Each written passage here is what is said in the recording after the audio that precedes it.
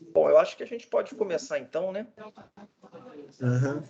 Até mesmo pela questão, né? As pessoas vieram para esse horário. Então, pessoal, boa noite a todos, né? Sejam bem-vindos aí ao nosso ICEI Talks, um programa do Instituto de Ciências Exatas e Informática, né? Antes de mais nada, é um programa da universidade para todos, né? Então, é um convite. Sempre que a gente faz aí semanalmente, nós temos ações. E para a semana de hoje, nós temos, né, um ICEI Talks organizado pelo professor Luiz Carlos Figueiredo, Felipe e o professor Felipe Augusto, né, que são docentes do curso de Engenharia de Computação e outros cursos também da PUC Minas. Então, eles estão aí com os seus alunos também e nós divulgamos amplamente, né? Quero dar boas-vindas aí também ao Marco Túlio Menezes, né, da Stellantis, que vai estar com a gente nesse evento para poder falar um pouco aí das perspectivas de produção autônoma. Então, em nome, né, da Universidade, do Instituto de Ciências Exatas e Informática, né, e dos cursos envolvidos, a gente agradece aí, tá bom? Ao Marcos Túlio pela participação, professor Luiz Carlos Figueiredo e Felipe Augusto pela organização, né, e desse evento de hoje. Então é isso, muito obrigado a todos e um excelente evento. Bom, queria agradecer primeiro, né, já falei com o Marcos aí, agradecer ao pessoal da Relações Públicas da Stellantis, né, que atendeu a gente prontamente lá, ao Marcos aí, fazer um breve resumo do currículo do Marcos Túlio Menezes Vaz e Souza, né? Ele é graduado em Engenharia de Controle e Automação e pós-graduado em Gestão de Projetos pela Fundação Dom Cabral. Ele é Global Head of Digital Manufacturing pela Stellantis, né, sendo responsável pela estratégia de digitalização de todas as fábricas Stellantis no mundo. Desde 2015 ele está na Stellantis, né, com carreira como analista de tecnologia, coordenador e supervisor de manutenção e gerente de unidade, antes de ocupar o cargo atual. Ele está com 31 anos de idade, é bem jovem ainda, né, já tem um currículo bem exemplar. Então, vou passar a palavra para o engenheiro Marcos aí, para ele iniciar a palestra dele aí. Não, primeiro tudo, obrigado pela introdução. Só as perguntas, né? O pessoal pode fazer perguntas no chat e, né, no final a gente direciona as perguntas para o Marcos, né, para ele correr mais solto a passar a apresentação dele. Tá bom. Ok? Okay, obrigado aí.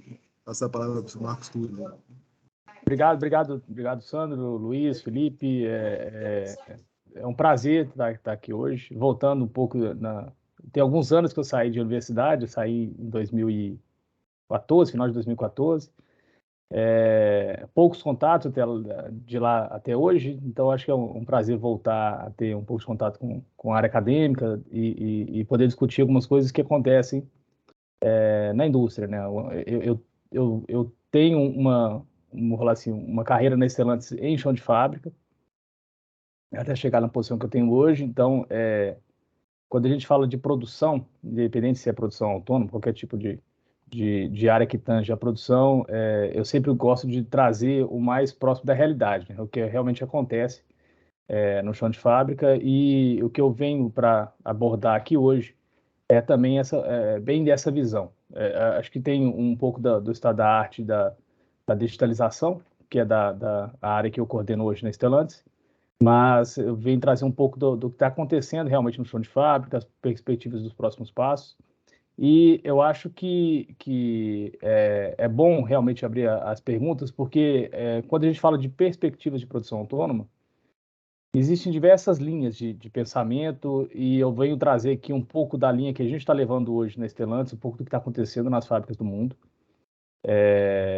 Mas eu acho também que, vamos falar assim, no mercado, várias pessoas têm visões diferentes ou complementares, que eu acho que vale a pena no final a gente realmente bater um papo. Então, até a apresentação que eu trago é a visão Stellantis, um pouco do que está acontecendo, até alguns exemplos práticos dentro da minha indústria, mas eu também gostaria de escutar um pouco no final algumas perguntas para a gente discutir um pouco mais sobre esse tema. Vou compartilhar a minha apresentação.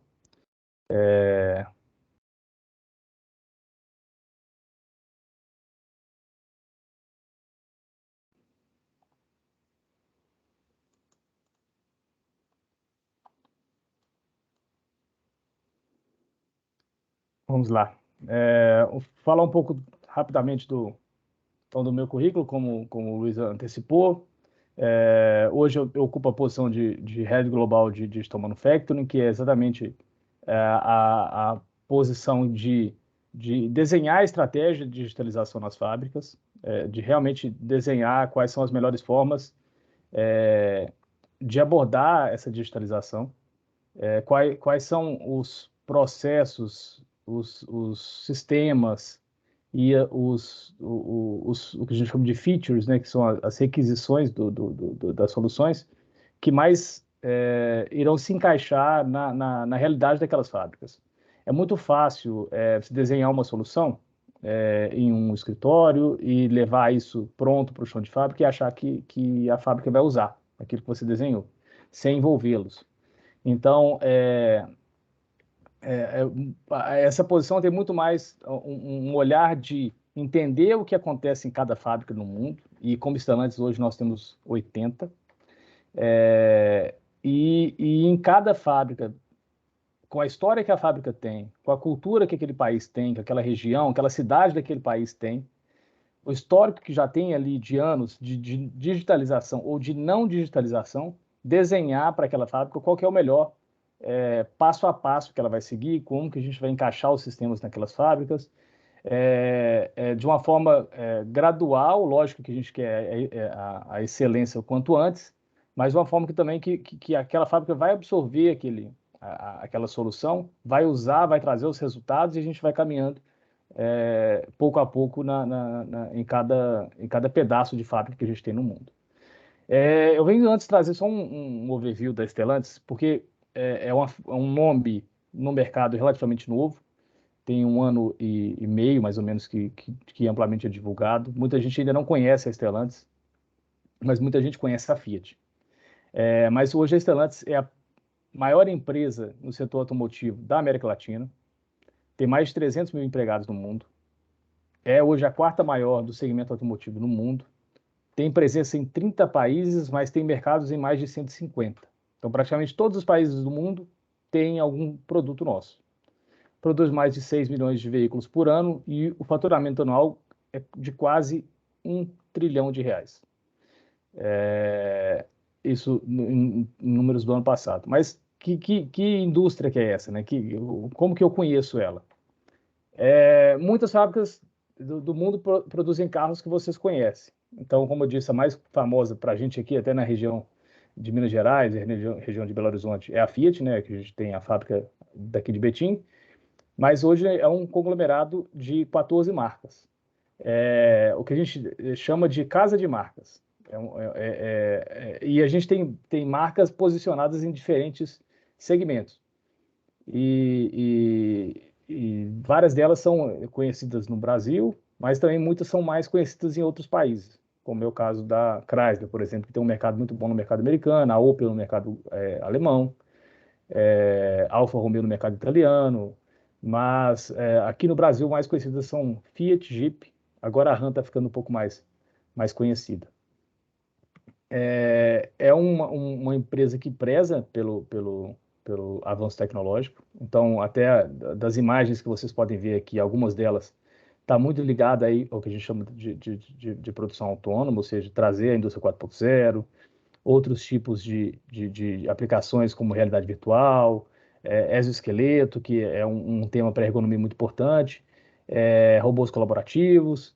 Então, a gente sempre prezou por esse avanço tecnológico. A gente entende que isso traz benefícios para a indústria, traz benefícios para os colaboradores, porque tem aí junto um avanço no conhecimento que a gente consegue reter dentro da empresa. E isso só é possível graças a diversas parcerias também que a gente tem com universidades, com instituições governamentais, com a própria PUC, que trabalham e sempre trabalharam junto com a gente em diferentes projetos de inovação. Então, é uma empresa que tem um ecossistema de inovação. E isso trouxe muitas inovações para dentro das nossas fábricas, não só para o nosso produto, que permitiram a gente ter um certo nível de automação no nosso sistema de produção, que favorece a gente pensar hoje exatamente no futuro da produção. Trouxe um vídeo, ele é um vídeo um pouquinho longo, mas ele é interessante do início até o final, que exatamente traz um pouco do que significa produção autônoma. A gente está falando aqui em perspectiva sobre produção autônoma. É um vídeo da Siemens que traz uma visão da Siemens para o futuro da indústria, como seria uma fábrica do futuro. Eu vou tocar o vídeo aqui para vocês verem um pouquinho e depois a gente vai discutir sobre esse vídeo. Full of exciting ideas.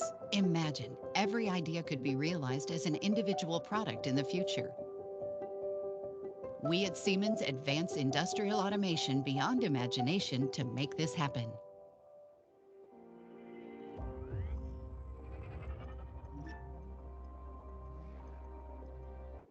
Before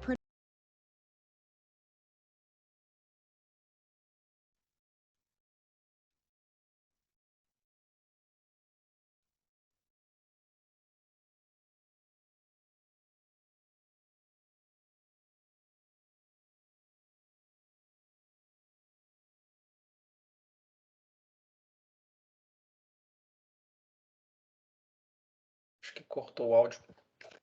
Cortou o áudio para vocês? Ou foi só para mim? Cortou para mim também. O áudio estava caído. Para mim também.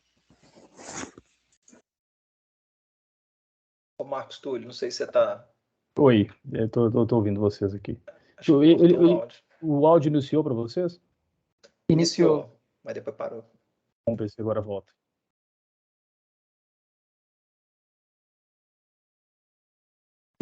Não voltou? Não voltou, não. Caiu, foi compartilhamento. Talvez você compartilhar de novo com o áudio. Deve dar. Isso. Vou tentar de novo aqui.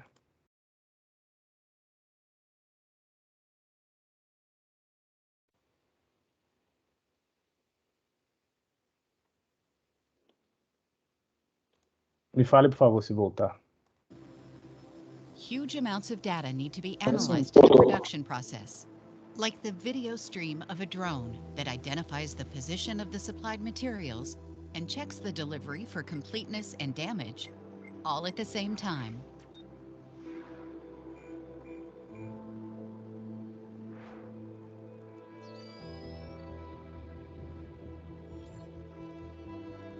However, not all tasks can be solved fully automatically. Human expertise and intuition are still crucial to make critical decisions in the autonomous factory.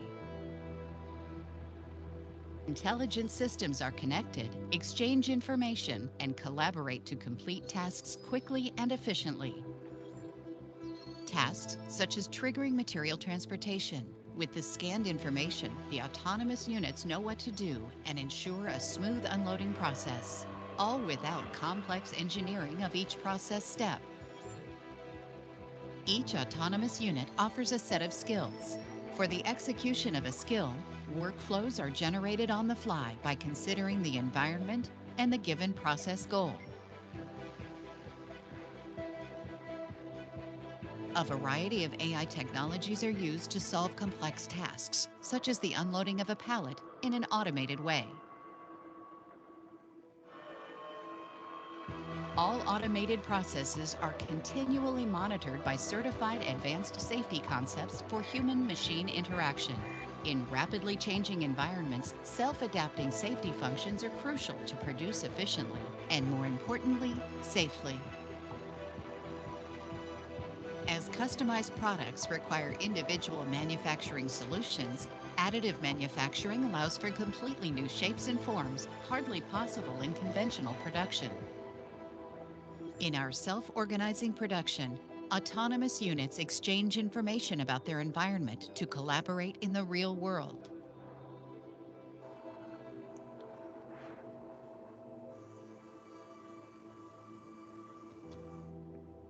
If a production step cannot be performed by a single production unit, the intelligent production system divides the process into subtasks. Then it assigns production modules to them, even considering tool changes and transportation times.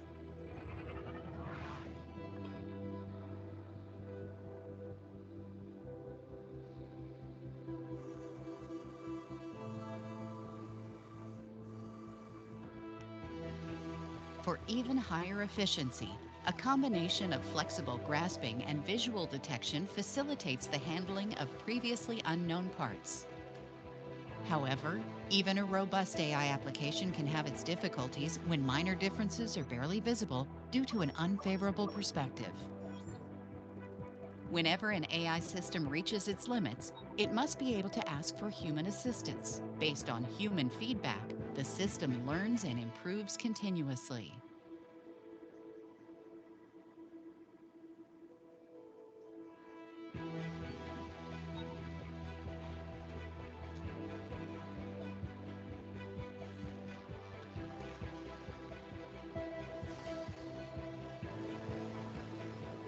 The autonomous factory is more than just a vision. We at Siemens already support and experiment together with our customers to transform their production so that individual ideas can be brought to life.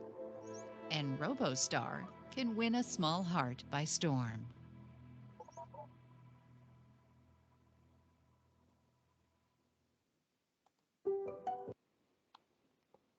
Então, vamos lá. Como eu disse, é uma visão da Siemens com o futuro da manufatura, e não é muito longe do futuro que a própria Stellantis enxerga para suas fábricas. O que a gente viu nessa fábrica? Então, nós vimos automação de processo, então vimos robôs, manipuladores, AGVs, que são os veículos guiados automaticamente, né? Empilhadeiras que funcionam automaticamente. Vimos sistema de supervisão com fábricas integradas, uma fábrica conversando com a outra, conversando com a cadeia de suprimentos. Vimos visão computacional, reconhecimento por foto e vídeo, manufatura aditiva. Com certeza, por trás de tudo isso aí tem inteligência artificial, machine learning, data analytics para a gente fazer com que tudo isso aconteça. Então, sim, tudo isso é hoje tendência global, não só na manufatura, mas também em outros setores. Não só na automotiva também, em outras indústrias. É lógico que cada indústria tem a sua particularidade e a vantagem que a indústria que a gente está inserido na Stellantis, que é a indústria automotiva, no que tange a automação, ela sempre foi pioneira, sempre esteve na vanguarda. Então, sim, a gente vai ver tudo isso aqui dentro da indústria 4.0. Muitas pessoas já utilizam vários conceitos da indústria 4.0 no seu dia a dia. IoT, por exemplo, que é uma tendência da indústria 4.0, várias pessoas têm Apple Watch ou outros relógios, o que a gente chama de wearables. É um IoT. Realidade aumentada, pessoa mais jovem já jogou Pokémon Go, por exemplo, você vai ver esse conceito. Big Data. Alguém já por acaso já entrou dentro do Google Drive? Vários petabytes de dados que estão ali dentro do Google Drive. São dados que pertencem ao Big Data. Então, a própria Stellantis tem acordos com as grandes techs para exatamente armazenar os dados da Stellantis. Cybersecurity. Muitas pessoas falam até que a Terceira Guerra Mundial não vai ser física, vai ser virtual. A questão aqui é como que a gente vai levar todos esses conceitos para dentro da indústria e usar eles para trazer benefícios. Então, só pegando um caso que é a internet das coisas, que é o IoT, que a gente brinca nas antes que é pessoas conectadas à internet, coisas conectadas à internet e coisas conectadas a coisas. No ambiente residencial, hoje você consegue ter lâmpadas inteligentes que acendem e apagam por voz. Mas no ambiente industrial, por exemplo, você pode usar o mesmo conceito para poder fazer sensoramento em áreas de difícil acesso, áreas insalubres, por exemplo, para você conseguir trazer dados, o monitoramento para dentro dos nossos sistemas e conseguir tomar decisões em cima disso.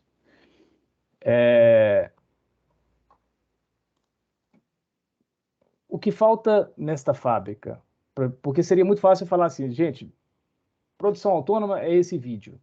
A gente viu só um pouquinho do que eu vou falar que falta nessa fábrica, alguns trechos do vídeo mostra, mas na realidade deveria ter muito mais. E é até um paradoxo até a gente falar sobre isso, que o que falta nessa fábrica são pessoas. Tem uma frase que eu gosto muito do Garry Kasparov, que é: as máquinas podem superar os humanos, mas a combinação de homem e máquina nunca será superada por ambos isolados. É exatamente você ter um grande nível de automação e integração de processos, uma utilização máxima do que há de melhor no mercado e até do que ainda não existe, mas você está apostando naquilo, dentro das nossas fábricas, para a gente conseguir trazer essa excelência operacional, mas somente as pessoas têm uma coisa que se chama imaginação. Só o ser humano é capaz de imaginar. Então, aquela fábrica sem humanos, ela seria a mesma fábrica por 30, 40, 50 anos. Com os humanos, não.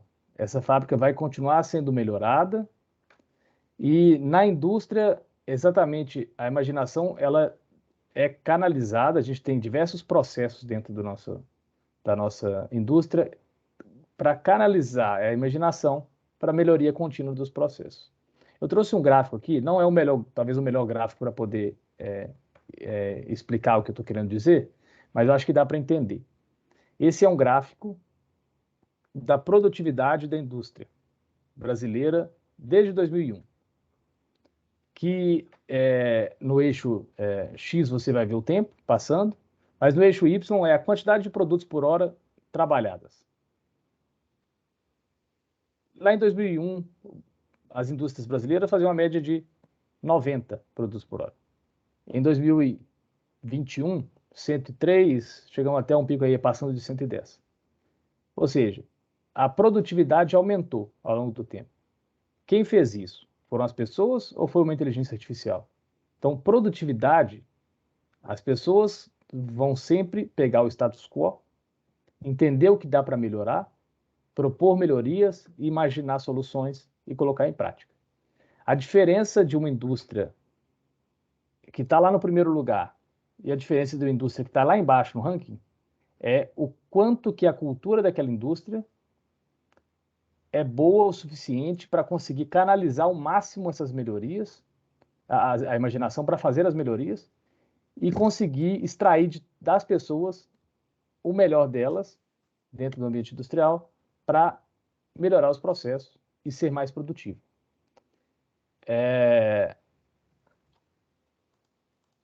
Então, só dando um exemplo. Esta fábrica que a gente viu no vídeo, daquele mesmo jeito que a gente viu no vídeo, ela teria sobrevivido à crise da Covid-19 e as suas consequências? Já tem 2 anos que a gente, pouco mais de 2 anos, que vamos falar assim, a crise do Covid estourou e até hoje a gente tem impactos. E em alguns casos, a gente entende que os impactos vão durar para o próximo ano. Isso é uma coisa que ninguém podia prever. Ninguém podia prever. Guerra na Ucrânia? Também não. Todos esses impactos dentro da cadeia de suprimentos, a gente viu no vídeo ali, uma integração de sistemas e fábricas para direcionar a produção de acordo com aquela que tem os insumos, que tem o insumo da forma mais rápida, que vai conseguir entregar aquele subproduto da forma mais rápida. Com a realidade que a gente está vivendo hoje, que na supply chain, por exemplo,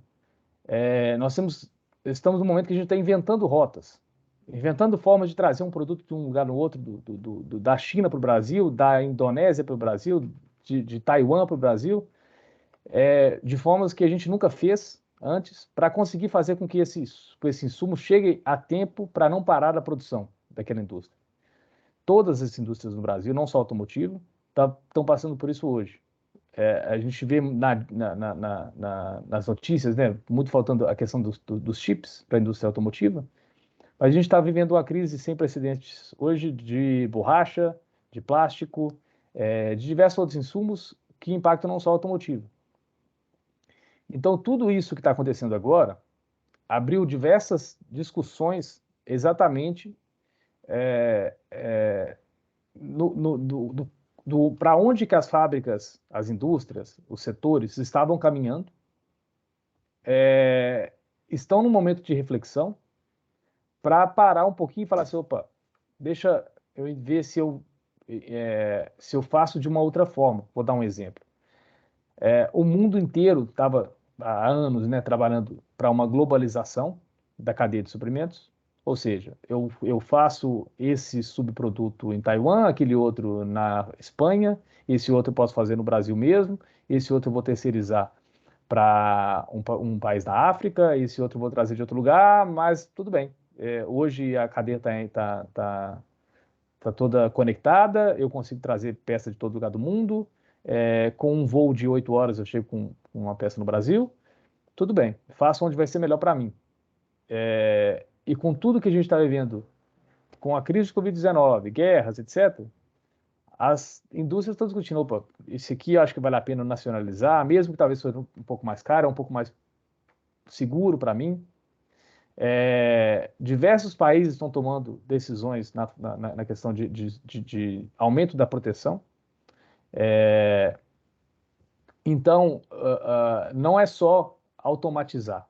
Tem uma série de outras coisas que estão tangendo as indústrias hoje, que são os humanos que vão tomar decisão. Que são decisões de coisas que ainda não existem e que é a imaginação humana que vai trazer. Então, só o ser humano se ajusta ao totalmente desconhecido. Então, como que a gente pode ter uma união perfeita entre homem e máquina? A gente vai atacar as deficiências de ambas as partes e a gente vai aproveitar a melhor parte de cada. Então, o humano e a máquina têm vantagens e desvantagens, a gente precisa aproveitar as vantagens de cada um. E colocando isso na prática, nas indústrias, é o que a gente vai ter no futuro como uma produção, a produção autônoma, vamos falar assim. A gente vai entender onde o homem é melhor, onde a máquina é melhor, e a gente vai unir os dois e vai produzir de uma forma segura, entregando qualidade para o cliente, com a melhor eficiência operacional possível, mas também protegendo o negócio. Então, falando de perspectivas, quais são algumas? Integração de sistemas e automação de tarefas repetitivas. Aqui eu até coloquei entre aspas, execute. Tudo aquilo que é execução pura, independente do país, independente da indústria, vai caminhar para uma automação, para uma robotização e o humano não fazer aquela atividade que não tem valor agregado nenhum para o humano. Inteligência artificial é um ponto que hoje é pouco utilizado dentro da indústria e que tem espaço para isso. Então, isso vai chegar mais. Integração de produto e de processo. No caso automotivo, como que os dados criados para o carro lá de fora pode trazer o resultado aqui para dentro da indústria? Ou seja, a gente tem uma vantagem muito grande que é aquele produto do vídeo é um boneco. O boneco ele não vai conseguir dar feedback depois para a indústria. O carro consegue, principalmente o carro conectado. Então, o carro é um equipamento, no final das contas. E hoje, a tendência daquele produto, do veículo, é o carro conectado. Então, o carro já está saindo de fábrica com Wi-Fi, o carro já está saindo de fábrica com 3G conectado, 4G conectado, daqui a pouco 5G. Ele já faz ligação, ele já tem botão de SOS. Tá bom. Ele tem um computador de bordo, que nada mais é do que um computador, a gente tem o nosso notebook, que consegue processar diversas coisas. Como que a gente vai usar esses dados desse carro lá fora e dar um feedback para a indústria e falar assim, olha,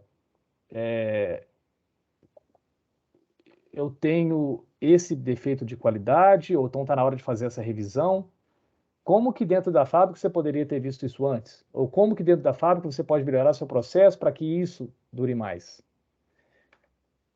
Outra tendência na indústria, principalmente automotiva, é trazer o cliente para dentro do processo. Eu vou mostrar isso daqui a pouco, como que isso pode acontecer. Tendência muito grande é o que a gente chama de Data-Driven Manufacturing, que são as indústrias cada vez se tornando mais tech companies.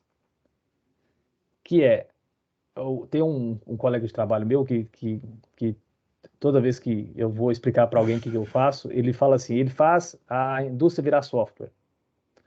E é mais ou menos isso. Ou seja, como é que a gente consegue trazer tudo o que acontece na produção para dentro de um software, para dentro de um conjunto de dados, e que depois a gente pode usar esse dado para alguma coisa. Vários momentos eu não sei para quê, hoje, mas para alguma coisa vai servir. Mas tem uma pergunta muito importante, que é: quais são as competências necessárias para uma indústria automotiva virar uma tech company? Ou seja, como que a gente tem que desenvolver as pessoas dentro e fora do nosso ambiente para com que isso aconteça?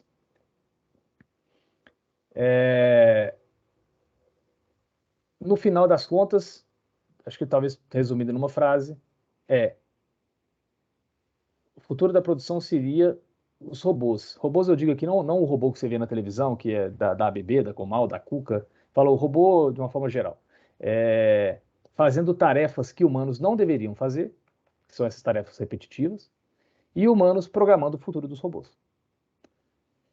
E eu trouxe aqui 3 exemplos, vou passar de forma muito rápida por eles, para depois abrir para a gente discutir, que já existem hoje na Stellantis, para mostrar um pouco no panorama atual. São exemplos relativamente recentes, para mostrar um pouco do que realmente acontece em 2022. E aí depois a gente pode discutir um pouco de tudo isso que eu abordei aqui. Por primeiro exemplo, é o que a gente chama de Manufacturing Execution System, que é o nosso MES. O MES da planta de Betim, da fábrica de Betim, ele foi instalado em 3 anos. Para uma indústria automotiva, para esse tipo de sistema, é relativamente recente. Então, eu posso dizer que o sistema que funciona em Betim é um dos mais avançados de indústria automotiva do grupo e talvez do mundo. Exemplo, se você entrar, esse print é de ontem, se você entrar hoje no site da Nova Estrada, você consegue lá montar diferentes versões de estrada. Aí você fala para mim, mas tem 5. Tá bom, são 5. Mas com mais de 50 opcionais. Tá bom, 5 versões com 50 opcionais. Quantas versões diferentes ou quantos carros diferentes eu posso montar? Milhares. Dezenas de milhares. Tá bom, como que eu faço gestão de tudo isso? Ele trouxe um fluxo muito, muito, muito simples, que é desde a venda, que acontece, tanto para clientes diretos quanto para clientes indiretos, que são as concessionárias. Isso gera um mix produtivo. A fábrica de Betim hoje, por exemplo, produz 5 modelos diferentes. Para a estrada, aquele mix vai mostrar exatamente quantas de cabine dupla, quantos de cabine curta eu preciso fazer produção, que vai levar a uma cadência de produção. Essa cadência de produção de carrocerias à estrada, esse dado vai para a linha produtiva, automaticamente, para dizer, olha, você tem que produzir a cada 15 carros, 10 de uma e 5 de outra. É isso que o mercado está pedindo nesse momento. E a gente começa a produzir as carrocerias. Cada carroceria vai receber um código de batismo, que tem indústria que chama de TIS, tem indústria que chama de VIN, tem diversos códigos diferentes. Vou dar um exemplo aqui, esse 5833, blá, blá, blá. É o número daquele carro que eu acabei de fazer. Com uma câmera, a gente identifica o carro, identifica o número e manda para o MES. Fala, olha, fiz uma carroceria, número tal, é uma estrada, cabine dupla. Esse MES, baseado na lista de pedidos, vai direcionar de acordo com o cliente que pediu antes, a importância do cliente, tem diferentes clientes que a gente tem diferentes acordos, localização do cliente e vários outros parâmetros para dizer, ó, esse carro, na verdade, vai ser, que foi batizado com esse número, vai ser esse aqui desse pedido. Então, ok, esse carro é do Marcos, que tem uma ordem de pedido número tal, que tem essa configuração de opcionais. O Marcos, na hora que ele montou lá no site, ele montou com essa lista de opcionais. Então, aquele carro que nasceu lá atrás, no início do processo, com um código, agora ele está vinculado a um cliente com uma ordem de pedido e ele vai seguir. Depois, aquela estrada cabine dupla vermelha vai receber, na montagem final, todos aqueles opcionais que o MES vai mandar a linha de montagem produzir.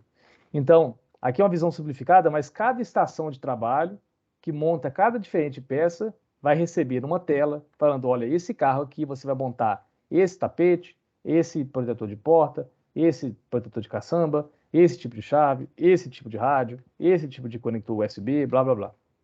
Então, tudo isso acontece de uma forma automática até a saída do carro lá na frente. Isso que eu passei aqui agora é só a ponta do iceberg. Embaixo tem toda uma conexão com fornecedores que trabalham em just in time, ou seja, que entrega aquela peça praticamente na hora de usar. Aquele fornecedor que trabalha em just in sequence, que é o fornecedor que tem que sequenciar a produção dele de acordo com o nosso sequenciamento. Então, essa informação vai para ele e volta para a gente. Todos os postos de trabalho, como eu falei, sistemas de logística, almoxarifado, sistema de qualidade, então tudo isso tem um monte de sistemas por trás para fazer com que isso funcione. Além disso, todos os dados ficam armazenados, gravados em local e em cloud. Com que esse print é de ontem, no momento que eu tirei o print, falando, olha, em cada posição da fábrica, o carro que está passando nesse momento é esse número aqui, naquele horário, naquele dia. Todos esses dados ficam gravados, porque lá na frente, exemplo, campanha de recall. Campanha de recall pode estar vinculado a um lote de produção do fornecedor, muitas vezes está, que eu preciso agora identificar quais são os carros que eu produzi com aquele lote. Esse sistema que vai armazenar para cada lote de cada part number que a gente tem, qual foi o carro que foi montado, que horas que ele passou, qual foi o operador que montou, isso, para a gente fazer todo o rastreamento e falar assim, olha amigo, você tem esse carro que foi montado com essa peça, nesse dia, por esse operário, assim, blá, blá, blá. Esse é o carro que vai ter que passar por um recall para trocar essa peça. Humanos não conseguem gerir essa quantidade de dados variáveis, mesmo se forem com steps intermediários. Agora, de tudo isso que eu mostrei, isso já é realidade, já acontece. Isso é a realidade da planta de Betim, da Fiat de Betim. Agora, como que a gente perspectivas para melhorar isso aqui? Como que a gente conecta os dados ao cliente? Para trazer para ele transparência, para trazer para ele uma possibilidade de acompanhar o processo produtivo. Essa é uma discussão que acontece hoje, que não sei se alguém teve a oportunidade de recentemente, ou nos últimos anos, comprar um carro, para você saber o prazo de entrega, onde seu carro está, será que ele já foi produzido ou não? São perguntas que podem acontecer, que geralmente acontecem. Não é tão transparente assim para o cliente hoje, por uma diversas condições ainda de processo e também de integração com a cadeia de vendas. Como é que eu posso trazer agora uma transparência para o cliente e falar assim, olha, você com esse aplicativo, nesse site, com esse login, você consegue acompanhar, olha, seu carro está sendo pintado hoje, a previsão de pintar é amanhã, depois de amanhã ele vai para a montagem final, depois ele vai para o pátio, vai entrar na cegonha, vai chegar na sua cidade, vai chegar no seu concessionário, vai passar por essa revisão final e até mesmo monetizar. Ou seja,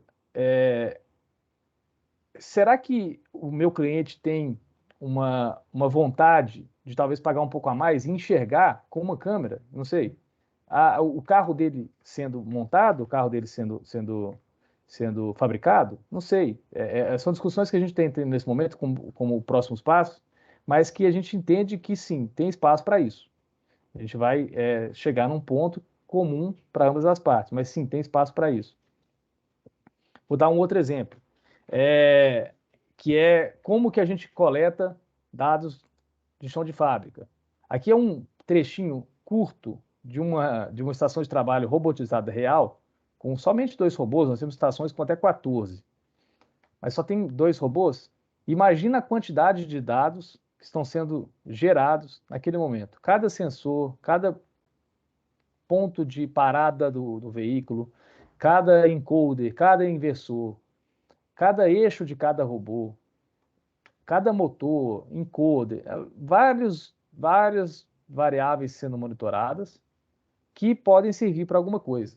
E geralmente servem para alguma coisa. A gente consegue extrair informações importantes que vão, depois lá na frente, fazer com que a gente faça uma prevenção de uma parada de equipamento, uma antecipação de uma manutenção, com que a gente faça um treinamento com alguma pessoa que talvez cometeu um erro operacional.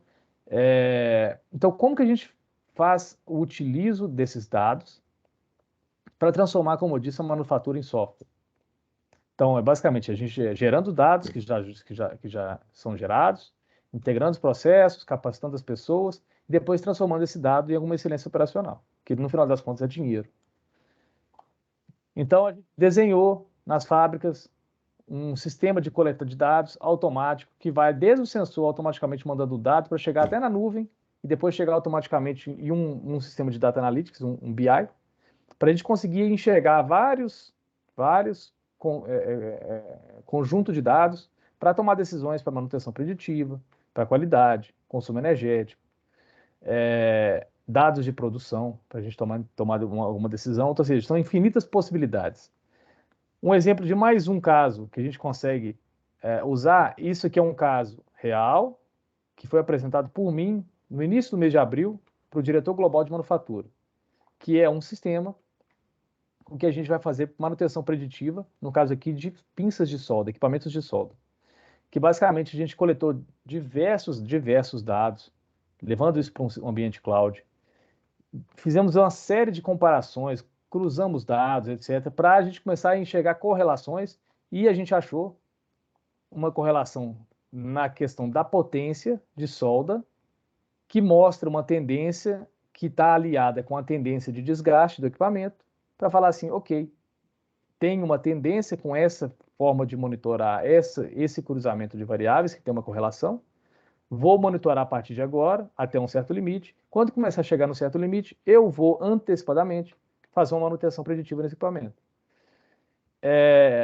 Isso já acontece, isso é real, e antes, neste caso, existia uma manutenção periódica em que uma pessoa tinha que ir equipamento por equipamento. Olha só a lista que a gente tem aqui do lado aqui, de quantos de uma linha de uma fábrica.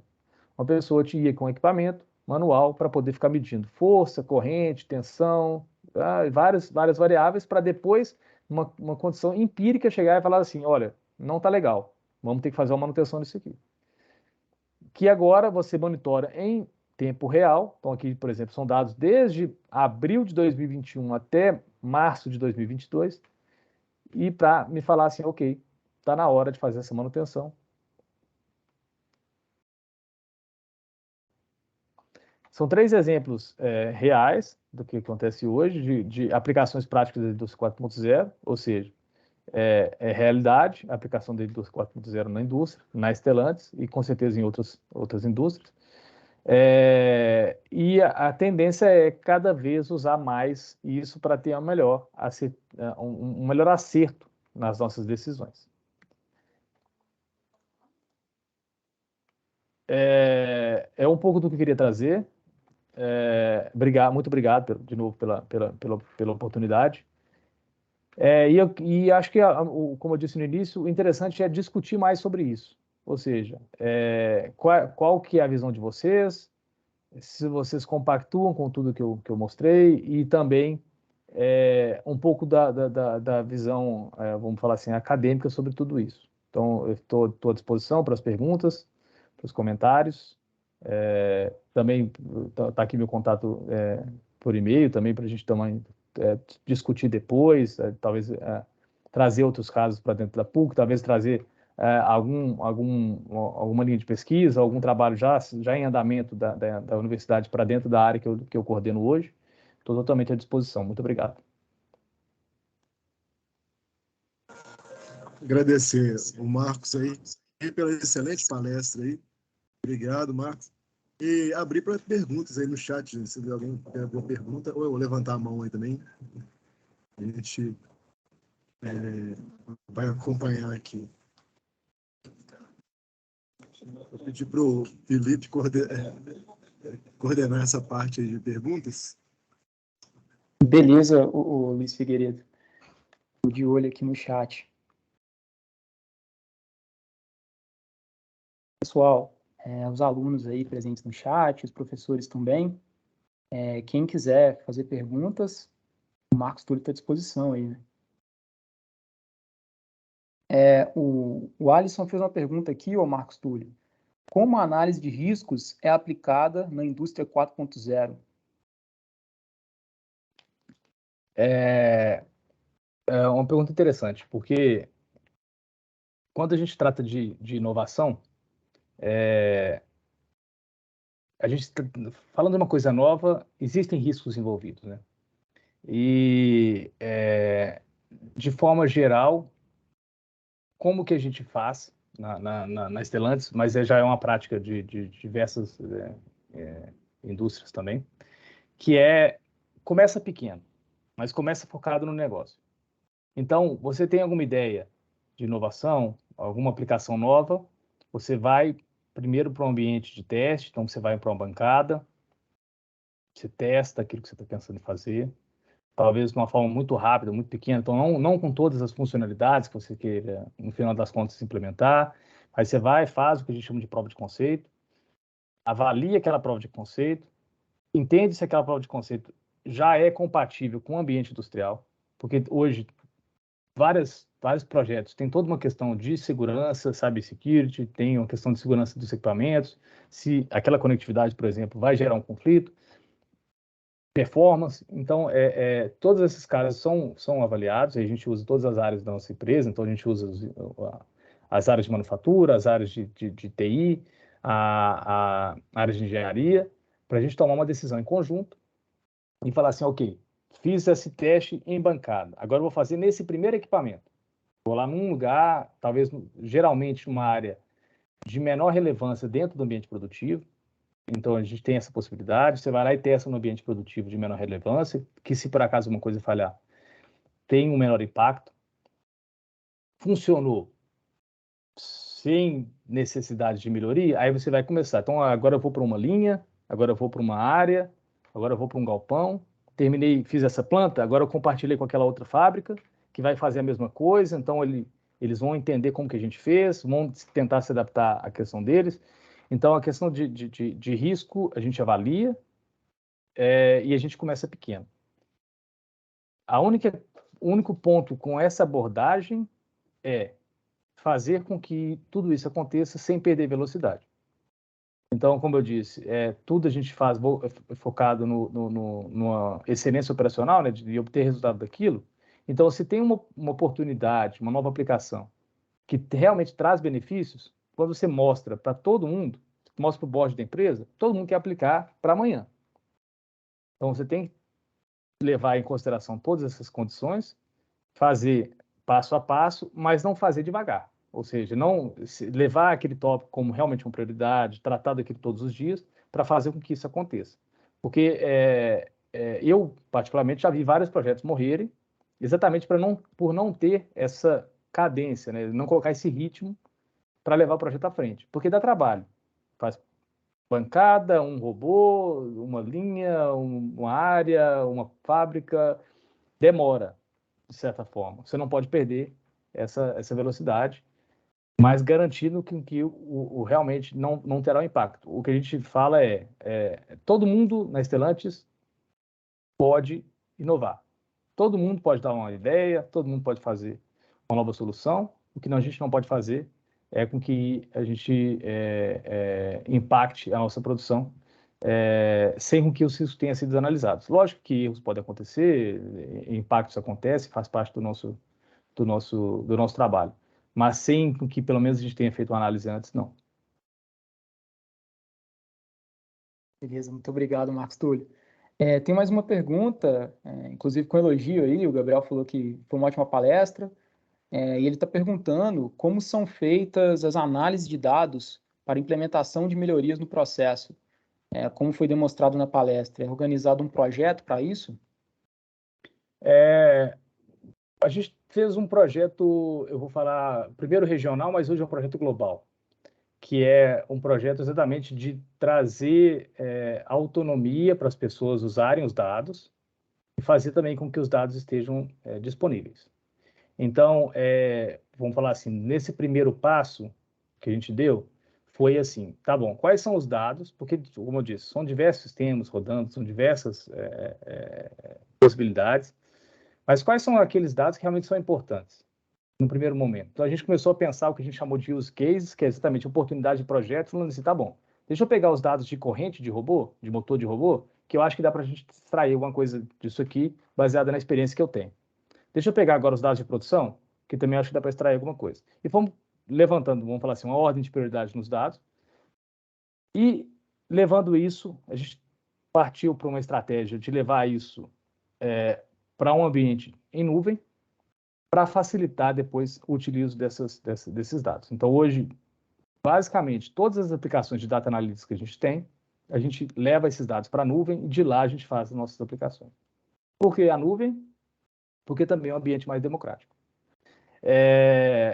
Em paralelo, a gente trabalhou com quais são os ambientes de BI, quais são os sistemas que a gente vai ter acessos para um determinado grupo de pessoas terem uma visibilidade daqueles dados e também na competência daquelas pessoas para que elas realmente tenham uma mentalidade de data analytics.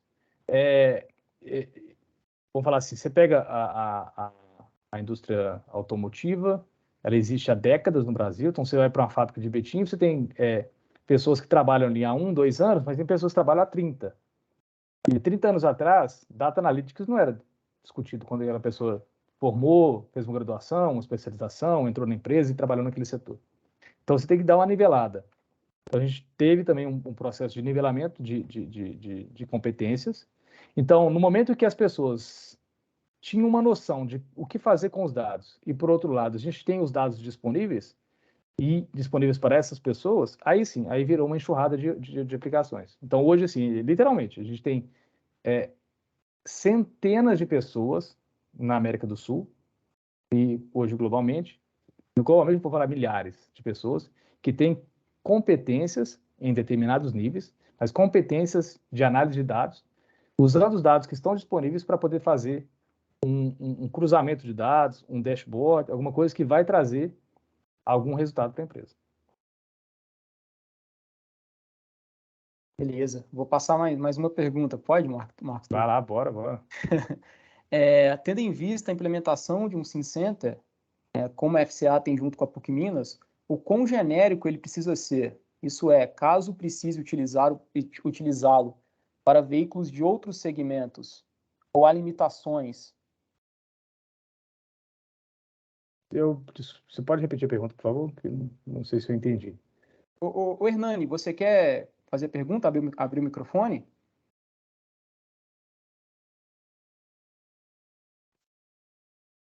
Tá sem mic, beleza. Vou repetir então.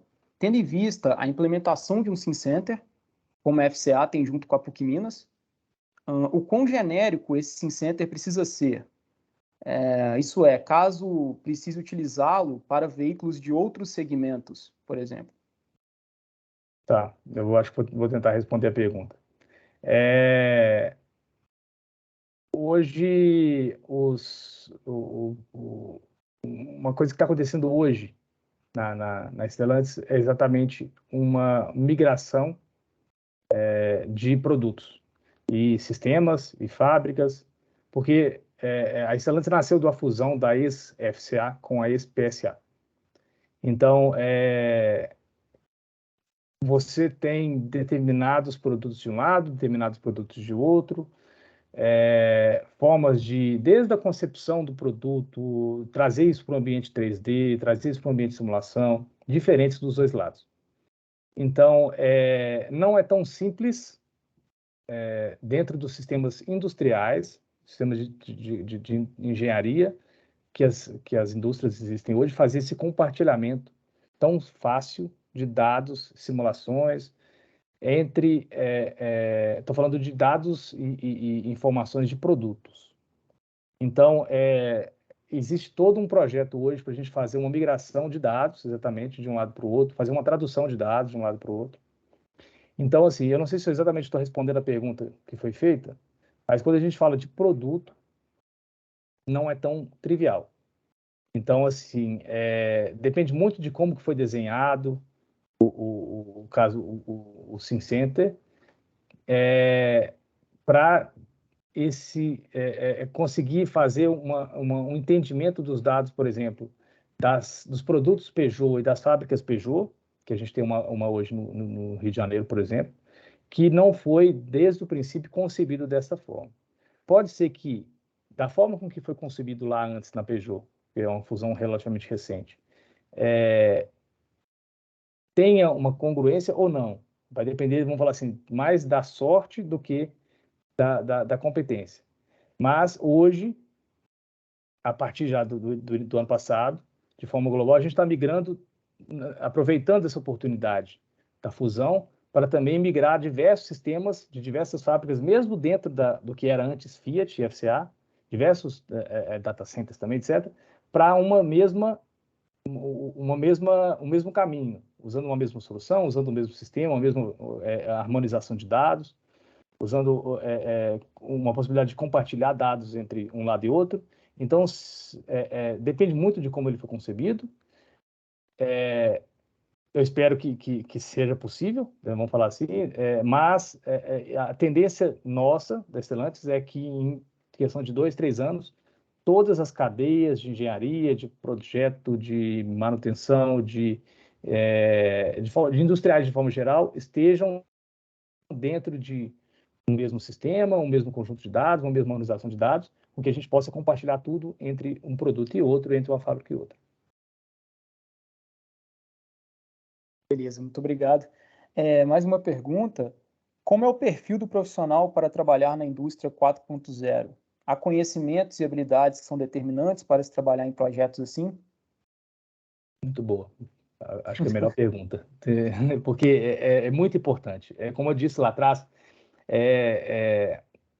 são as pessoas que vão construir tudo isso. Então, assim, as pessoas que vão construir tudo isso, nós temos que separar em duas formas de entender quais são as competências. Uma são as competências técnicas que essas pessoas precisam ter, e outras são o que a gente chama de soft skills.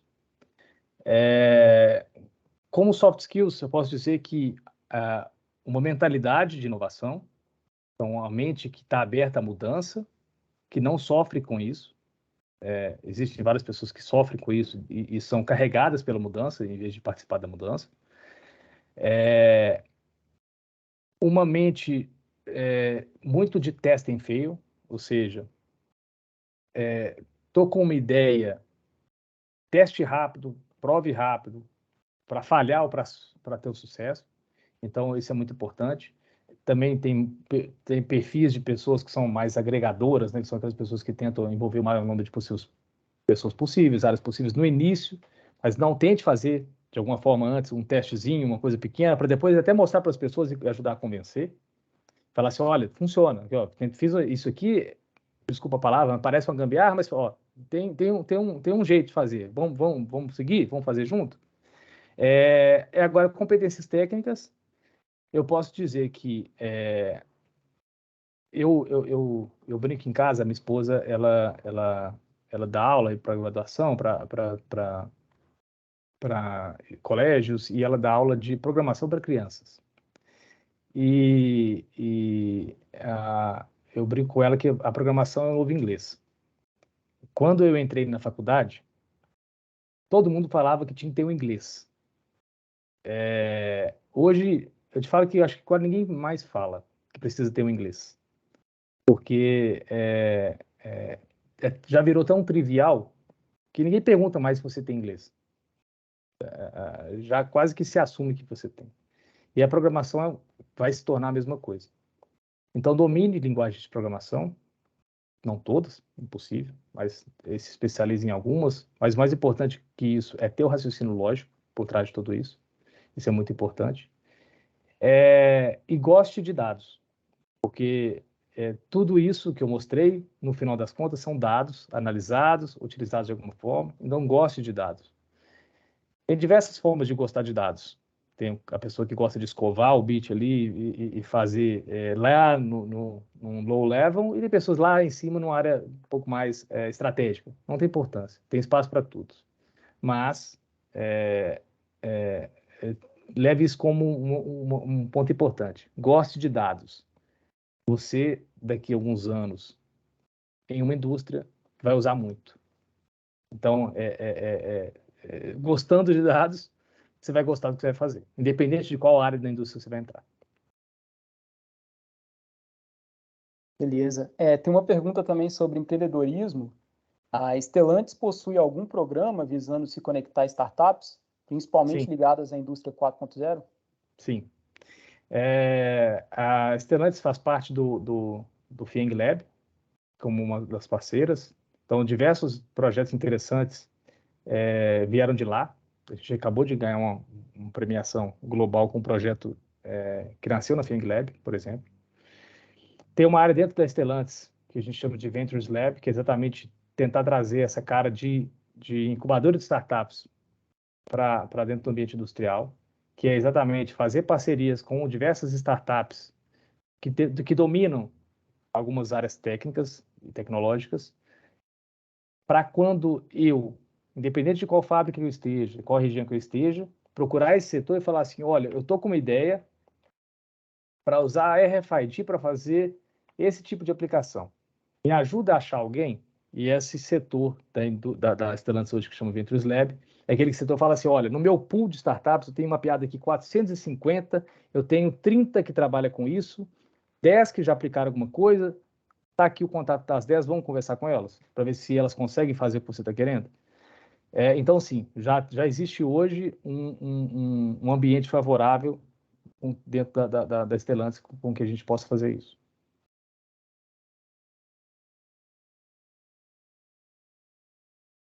Bacana, beleza. Pessoal, mais alguma pergunta? Os alunos presentes? Ô Marcos Túlio, a gente pode... Luiz abriu a câmera. Pergunta, Luiz? Tá mutado. Não, desculpa. Não, é só... Acho que a gente já pode encerrar, né? O pessoal tiver mais perguntas, pode mandar as perguntas e depois a gente passa para o Marcos Túlio aí. A gente Sim, pode combinado responder. até Com todo prazer. às 8 horas, e não passar muito Agradecer o Marcos Túlio, um excelente palestra aí. Agradecer a equipe toda da Stellantis lá, que colaborou com isso aí, o pessoal da PUC também, a Simone, o Felipe, o Sandro aí, que deram apoio pra gente aí. E parabenizar mais uma vez aí. Essa palavra pro Sandro aí, né? Sandro deve falar mais alguma coisa aí. Não, na verdade, agradecer, né, ao público também. Nós tivemos uma excelente participação aqui hoje, né? Então, agradecer a todos por se disponibilizarem, né? E ao Marcos Túlio também pela sua participação. Isso, né? Muito obrigado a todos. E a gente continua por aqui, né? Obrigado, gente. Continuo à disposição. Então, como falei, meu amigo está ali, o Luiz também tem meus contatos. À disposição para ajudar e a gente continuar conversando. A gente se vê ainda.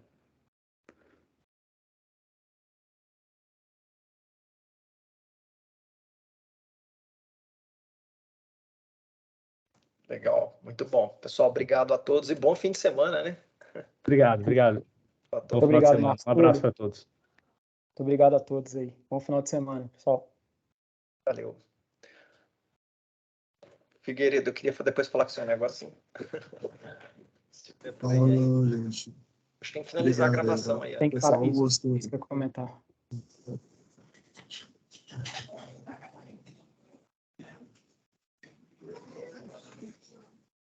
Podemos parar a gravação? Sim. Bacana aí. Todo mundo participando hoje. Foi legal. Público bom.